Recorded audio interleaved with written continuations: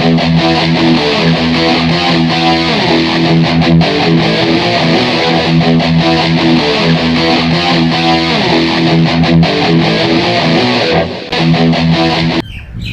Friends, welcome to my channel biker Kumar 25। उम्मीद करता हूँ आप सब कोई अच्छे हो और मास्क की ज़रूर यूज़ कर रहे होंगे ताकि आप और आपके परिवार वाले सब कोई सेफ रहे। तो आज हम लोग मिले हैं एक टॉपिक पे बात करने के लिए, जिसका टॉपिक का पॉइंट मुझे मेरे ही एक सब्सक्राइबर ने यूट्यूब चैनल पे ये सवाल किया था कि आप अगर 80 अबव की स्पीड में बाइक चला रहे हो तो आप कॉन्फिडेंस लूज़ कर रहे हो, आपकी कॉन्फिडेंस लूज़ हो रही है कि मैं नहीं रख पाऊँगा, ये स्पीड कंट्रोल नहीं हो पाएगा, या फिर इतनी स्पीड में मुझे थोड़ी सी घबराहट सी हो रही है, नर्वस फील हो रहा है। तो आज इसी बारे में बात करेंगे, कैसे इस नर्वसनेस को या फिर कॉन्फिडेंस को कैसे स्टेडी कर सकते हैं हम लोग। तो इसके लिए सबसे ज़्यादा ज़रूरी है माइंडसेट। और माइंडसेट हमको कैसे मिलेगा कि जब हम बाइक चला रहे हैं सिर्फ बाइक के बारे में ही ध्यान दे, रास्ते के बारे में ध्यान दे, ना कि कोई और सोच अपने दिमाग में लाए। अगर मेरे दिमाग में कोई और सोच चल रहा है और साथ में मैं बाइक चला रहा हूँ, ऑब्वियस सा बात है कि आपकी माइंड डाइवर्ट हो जाएगी और आपकी ध्यान रास्ते से निकल के उस पॉइंट पे चली जाएगी, ताकि रास्ते से आपका नज़र हट जाएगा और आपके माइंड में कुछ और चलता रहेगा। जी हाँ, इस पॉइंट को हमेशा याद रखें कि माइंड को कभी भी डाइवर्ट होने मत दीजिए। जैसे ही आपका माइंड डाइवर्ट हुआ, आपका नज़र रास्ते से हट के किसी और जगह पे और सोच पे चला जाएगा, आपकी फोकस रास्ते पे नहीं रहेगा। इसमें एक्सीडेंट होने की बहुत बढ़िया चांस है। इसको अवॉइड करने के लिए कभी भी माइंड को किसी और पॉइंट पे शिफ्ट नहीं कीजिए। जब चला रहे हो स्लो चलाइए, स्टेडी चलाइए, कोई भी स्पीड पे चलाइए, रास्ते पे ध्यान दीजिए, रास्ते के अलावा किसी और चीज़ पे ध्यान मत दीजिए। दूसरी पॉइंट कि आप जब बाइक चला रहे हो, आपको बाइक के बारे में नॉलेज होनी चाहिए। सबसे पहला नॉलेज कि मेरी बाइक कितनी जल्दी, हाउ फास्ट मेरा बाइक एक्सेलरेट हो सकता है फ्रॉम 0 to 60 या 0 to 100, और उसी 0 to 100 से रिवर्स यानी कि 100 to 0 कितनी जल्दी फॉल हो सकती है। ये अगर आपके जहन में है, आपके नर्वस सिस्टम में घुस गया है, तो आप बिल्कुल कॉन्फिडेंट हो आपकी बाइक को किसी भी स्पीड पे चलाने के लिए। तो ये जो पॉइंट है कि आपकी बाइक कितनी जल्दी स्पीड ले सकती है और कितनी जल्दी स्पीड को स्लो डाउन कर सकती है, इसके लिए आपको मेंटेन करना होगा सिर्फ आप जिस बाइक पे डेली राइड करते हो, यानी कि आपकी खुद की गाड़ी। क्योंकि आप जब अपनी खुद की गाड़ी चलाते हो, उसके साथ एक कनेक्ट हो जाता है सब कोई कि मेरे को इस गाड़ी के बारे में सब कुछ पता है, I know each and everything of this bike. तो उस बारे में हमेशा याद रखें कि आप लोग इस पॉइंट पे ज़रूर ध्यान दें कि आप अपनी ही बाइक चला रहे हैं, कोई दूसरे की नहीं। अगर कोई दूसरे की बाइक चला रहे हैं, आई विल प्रेफर और recommend not to over speed on that bike, क्योंकि आपको उस बाइक की हैबिचुएट है नहीं, आपको उस बाइक की पोजीशन, बॉडी फिटिंग कुछ नहीं है। हमेशा याद रखिए, कोई भी बाइक पे आप बैठते हो, उसकी राइड हाइट, उसकी सीट हाइट अलग अलग होती है, अलग अलग मैन्युफैक्चरर्स की, अलग अलग मॉडल्स की अलग अलग seat height, ride height, wheel base सब अलग होता है, उसकी स्पीड वेरिएशन सब कुछ अलग होता है। तो आपको उसमें आदत डालने के लिए कुछ दिन तक टाइम देना पड़ता है। आप कोई नया बाइक खरीदोगे, उसमें फटाक से स्पीड उठा लोगे, ये नहीं होता है। आपको उसके साथ फिट होना पड़ता है, आपके मेंटलिटी सेट होना पड़ता है, आपकी एक कनेक्शन बनाना पड़ता है। ये बहुत ज़रूरी है कॉन्फिडेंस पाने के लिए। दूसरा चीज़ है कॉन्फिडेंस मिलने का, वो है मेरी बाइक की कंडीशन और टायर। ये बहुत, व्हील जो है, टायर जो है, ये बहुत मेन पॉइंट है। आपको पता है कि आपकी बाइक बहुत बढ़िया है, अगर आपको पता है कि नहीं कहीं पे भी कोई भी प्रॉब्लम है, तो प्लीज़ ओवर स्पीडिंग मत कीजिए, एक स्टेडी स्पीड में चलाइए, क्योंकि कोई भी प्रॉब्लम हो सकता है, बाइक से रुक सकती है, स्टॉल कर सकती है। ओवर स्पीड में स्टॉल करना बहुत ही ख़राब होता है, उसमें एक्सीडेंट होता ही है। ओवर स्पीड में स्टॉल करेगा, आपकी बाइक गिरेगी, आप उसको संभाल नहीं पाओगे। तो उसी के लिए स्लो स्पीड ठीक है, लेकिन आपको अगर पता है कि आपकी बाइक एकदम ओके है, कंप्लीट ओके है, कोई प्रॉब्लम नहीं है बाइक में, तो आप ओवर स्पीड कर सकते हो, वो भी कंट्रोल्ड ओवर स्पीड करिए, ताकि आपको लगे कि हाँ मैं इतना तक ही स्पीड संभाल सकता हूँ और मेरी बाइक इतना तक ही स्पीड ले सकती है। उससे ज़्यादा मत कीजिए, जितनी आपकी बाइक ले सकती है, जितनी आपकी बाइक की स्पीड की क्षमता है, जितनी ले सकती है उतनी ही दीजिए, उससे ज़्यादा मत कीजिए। तीसरा पॉइंट मैं ये बोलूँगा कि टायर्स, ये मेन है, क्योंकि बाइक चलती टायर्स पे है। ये टायर की कंडीशन आपको ध्यान में रखना होगा। टायर की कंडीशन में पहला आता है कि आपकी टायर कितनी किलोमीटर चल चुकी है, आप कितना कंफर्टेबल हो उस टायर में। आपको अगर लग रहा है कि ये टायर मेरे को अनकंफर्टेबल फील करा रहा है, जैसे कि मैं जब नया बाइक लिया था एक्सप्लेड 160, उसमें MRF का टायर था। कुछ किलोमीटर्स के बाद शुरू से ही मुझे थोड़ा सा अनकंफर्टेबल लगा उस MRF टायर के, क्योंकि पहला पॉइंट है कि MRF जो फ्रंट व्हील देता है वो 80/100 देता है, 80 का विड्थ और 100 mm का हाइट, और पीछे का टायर जहाँ पे है वो है 130 mm का विड्थ, 70 mm की हाइट, साथ में रेडियल नहीं है। एक 160 cc की गाड़ी है, ऑब्वियस सा बात है कि मैं उसको प्रेफर नहीं करूँगा कि मैं 30, 40, 45 की स्पीड में गाड़ी चलाऊँ। मैं प्रेफर ये करूँगा कि मैं उसको 60, 65, 70 की स्पीड में चलाऊँ।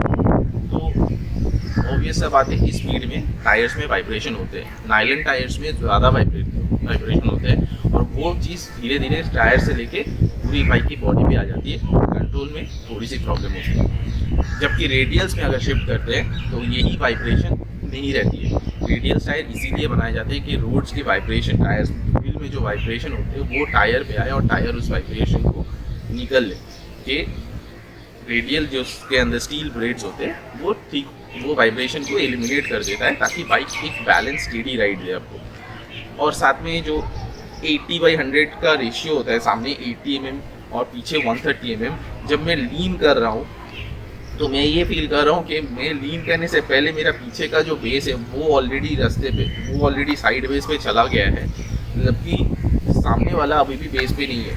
तो दो गैप्स का बहुत डिफरेंट हो जाता है। वो 100 mm का विड्थ दे रहा है, ये सिर्फ पीछे 70 mm का विड्थ दे रहा है, इसीलिए मैंने टायर्स को चेंज किया था। इसका टायर चेंजिंग का वीडियो जो है वो मैं आपको आई बटन पे आपको मिल गया होगा, तो उसमें जाके आप टायर्स वीडियोस देख सकते हो। टायर्स का जो चेंज किया था वो वीडियो आप आई बटन में जाके देख सकते हो।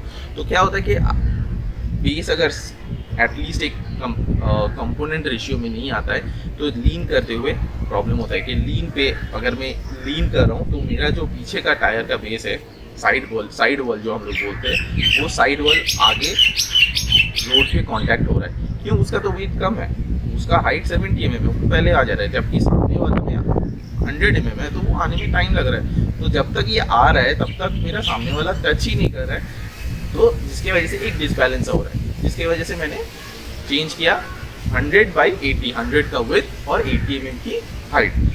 जब चेंज किया अभी मैं आराम से कॉन्फिडेंटली एक लीन कर सकता हूँ, 50-55 की स्पीड में आराम से लीन कर सकता हूँ, मेरे को कोई प्रॉब्लम नहीं है। पहला बात है कि मैंने यूज़ जो कर रहा हूँ सामने वाला बायस टायर है, यानी कि उसमें नायलॉन कंपाउंड नहीं है, उसमें नायलॉन की ट्रेडिंग नहीं है, उसमें सिलिकॉन आपका जैसा नॉर्मल स्टील ब्रेड ट्रेडिंग होता है, स्टील ब्रेड ट्रेडिंग नहीं दिया हुआ है, और पीछे रेडियल है, कंप्लीट रेडियल है, वो भी स्टील ब्रेड रेडियल है। तो इसीलिए जब मैं लीन कर रहा हूँ मेरे टायर्स में कोई वाइब्रेशन नहीं है और मैं ईजी लीन कर पा रहा हूँ। और साथ में एक चीज़ और कि टायर्स का प्रेशर बराबर होना चाहिए, टायर्स में प्रेशर बराबर होना चाहिए। आपकी बाइक के रिकमेंडेड प्रेशर जो है, आपको जो कंफर्टेबल प्रेशर लगता है उस प्रेशर को मेंटेन कीजिए, इससे टायर का हेल्थ और बाइक की माइलेज दोनों बरकरार रहती है।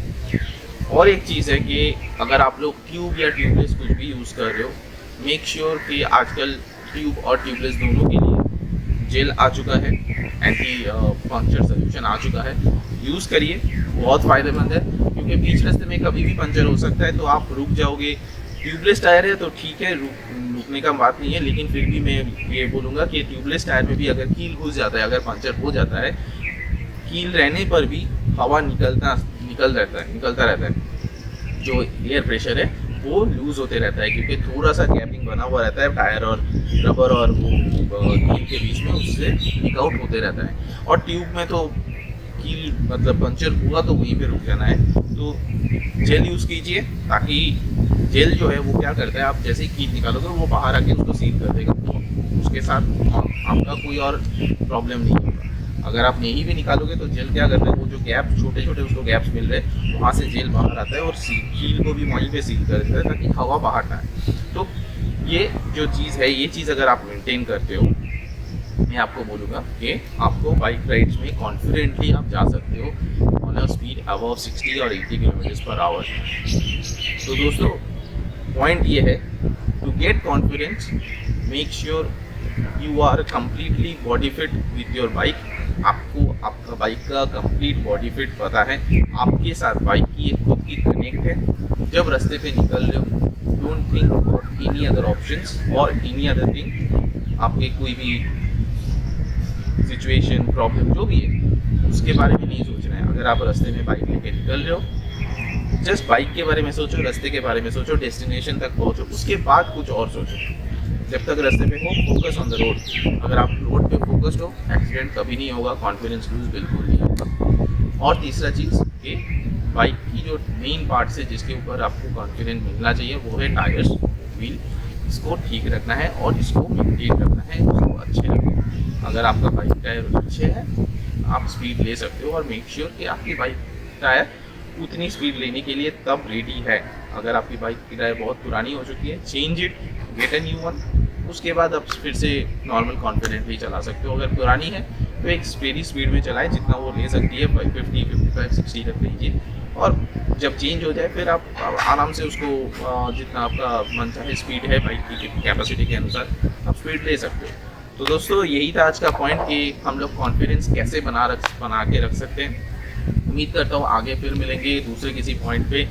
तो तब तक के लिए गुड बाय, और सभी को सब्सक्राइब ज़रूर कीजिएगा जो लोग अभी तक नहीं किए, और जो लोग सब्सक्राइब कर चुके हैं please like, comment and share, ताकि आपके दोस्त लोग को भी इस इंफॉर्मेशन के बारे में पता चले। जो लोग सब्सक्राइब नहीं किए हो, please subscribe and click on the notification bell icon, ताकि आपको अगले वीडियोस की इंफॉर्मेशन मिलते रहे।